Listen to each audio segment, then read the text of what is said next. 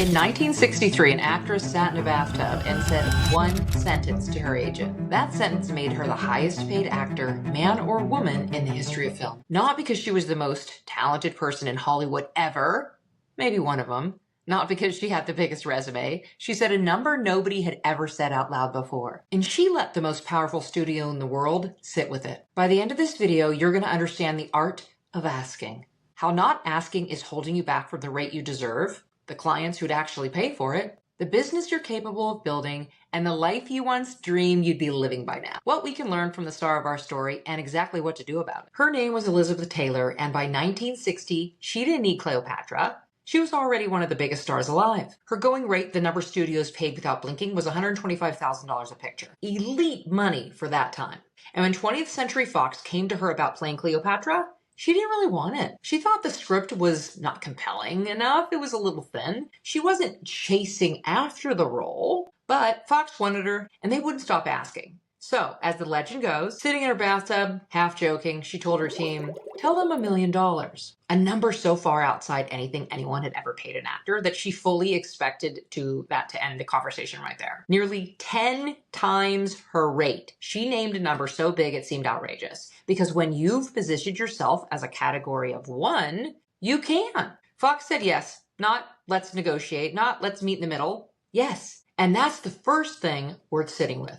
Before we even get to what happened next. She never once asked whether they could afford it. That wasn't her math to do. It was theirs. That's one distinction. Whose math is it anyway? Is what this entire video is all about. Here's where most people would have stopped. $1 million in 1963 for one film, one actor, one actress. Nobody had ever asked for that and gotten it. Most of us, if we somehow got the yes, would take the win and go home. Elizabeth Taylor didn't stop there because a flat fee has a ceiling. And she wasn't just asking for a number, she was asking for a structure. So the deal that actually got signed wasn't just the $1 million, it was $1 million up front, plus 10% of the film's gross profits on the back end, plus escalator clauses if production ran long. Listen to that again. She didn't just ask to be paid more, she asked for 10 times her rate and to be paid on the outcome. To have a stake in what she was about to help create, not just a fee for showing up. And production ran long, very long, as we're about to get into, which meant those escalators really kicked in again and again. By the time Cleopatra actually reached theaters, her total payout was somewhere around $7 million. Let's put that in today's terms, because the number on paper doesn't hit the same in 2026 dollars. That original $1 million ask alone would be worth close to $11 million today. The full $7 million she actually walked away with, that's roughly $76 million from one film.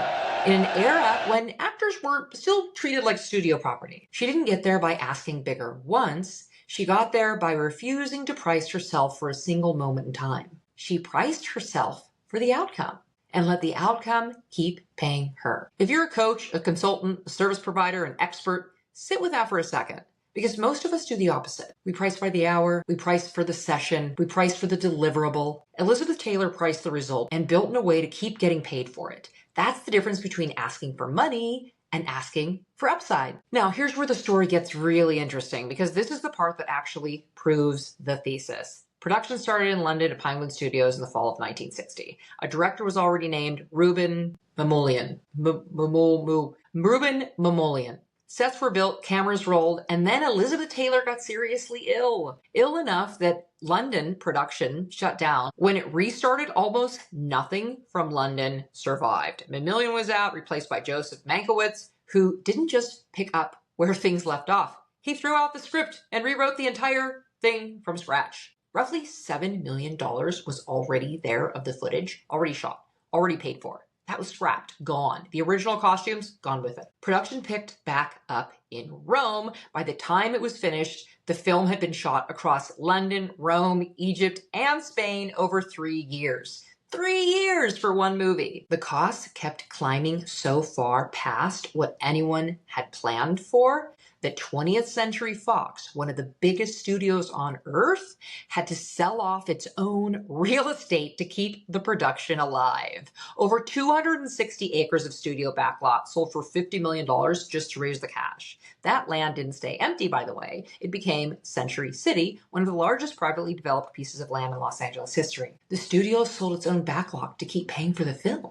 By the time it was all said and done, Cleopatra cost roughly $44 million to make, an almost unthinkable number in 1963. Now, whose responsibility was any of that? Not hers. Not one bit of it. The illness wasn't planned, but everything after it, the fired director, the scrapped footage, the total script rewrite, the 3-year shoot, the sold off real estate, those were the studio's problems. Their production, their planning, their forecasting failures. And through all of it, her deal didn't change. If anything, it grew because of those escalator clauses we just talked about. The longer production dragged on, the more money she made. She never once said, given everything you're going through, maybe I should take less money. She never renegotiated herself down because of guilt or sympathy or fear of asking for too much while the studio was bleeding money. Their mess was never her problem to solve. It was never even her problem to feel bad about. There's one more piece of this story that I think says even more than any of the numbers, and it's the wardrobe. Elizabeth Taylor went through 65 costume changes in Cleopatra. It set a Guinness World Record at the time. No film had ever dressed one actress that many times. Across the full production, including every extra and background player, the film used roughly 26,000 costumes in total. Her personal wardrobe budget alone was almost $200,000. In today's money, that's close to $1.5 million, spent on clothes for one actress in one film. One single gown, the gold dress for her entrance into Rome, cost $6,500 to make. Today, that's roughly $45,600 for one dress worn once. But here's the part that matters more than the price tags. Those costumes weren't built to be historically accurate to the real Cleopatra. They weren't researched replicas of ancient Egyptian dress. They were built to flatter her. Her body, her coloring, her sensibility, filtered through 1960s glamour. Even her hair, styled with historically referenced wigs, still came out looking unmistakably like a 1963 hairstyle. In other words, she didn't shrink herself, her experiences, her essence, her decades of already being Elizabeth Taylor to fit the mold of Cleopatra, the Queen of Egypt. They rebuilt the mold around her. Think about that for a second, because it's the same principle as the money, just wearing a different outfit. She didn't ask, what does this role usually look like and how do I fit into it? She showed up as fully herself, and the production, the costumes, the set, the whole $44 million machine bent to accommodate her. Most of us do the opposite in our business. We look at what everyone else in our industry charges, what everyone else's offer looks like, what the normal price point is, and we shrink ourselves to fit inside it. Elizabeth Taylor never asked what Cleopatra was supposed to cost. She asked what she was worth, and let the production find the money. So let's strip away the gold dresses and the sold off backlots for a second and name what actually happened here, because it's simpler than it looks. Elizabeth Taylor named the number. She let the other side decide whether they wanted her badly enough to pay it. And when their world fell apart trying to deliver on that deal, the illness, the fire director, the scrapped footage, the 3-year shoot, she never once made their mess her mess. That's it. That's the whole mechanism. It's not confidence as a personality trait. It's not being bold or fearless. It's a decision about whose job it is to solve for the budget. And it was never hers. Now, let's bring this home. If you're a coach, a consultant, an expert, a service provider, I want you to think about the last time you quoted a price. Did you say the number you actually believed you were worth? Or did you already run the math for them in your head first? Maybe they can't afford it. I don't want to seem like I'm gouging them. Let me come in a little lower, just in case. That's the trap. That's the exact opposite of what Elizabeth Taylor did. Because here's what's actually happening when you do that. You're negotiating against yourself before the client has even said a single word. They haven't objected, they haven't hesitated, they haven't even seen the number yet, and you've already talked yourself down. You've made their budget your problem before it was even theirs. And most of the time, you're not actually protecting them from a price they can't afford. You're protecting yourself from the discomfort of asking. Elizabeth Taylor didn't ask Fox if they could afford her. She told them her value and let them figure out how to make it work. That was never her job. It's not yours either. So let me ask you directly. What have you been eating the cost of that was never yours to eat? Where have you shrunk your rate? Not because the client asked you to, not because they pushed back, but because you decided for them in advance that they couldn't handle the real number. Every time you do that, you're not being generous. You're not being considerate. You're quietly deciding you're not worth the ask and calling it kindness. Elizabeth Taylor sat in the bathtub and said a number that had never been said before in the history of her industry. She didn't know for certain they'd say yes. She said it anyway. Let them do the math.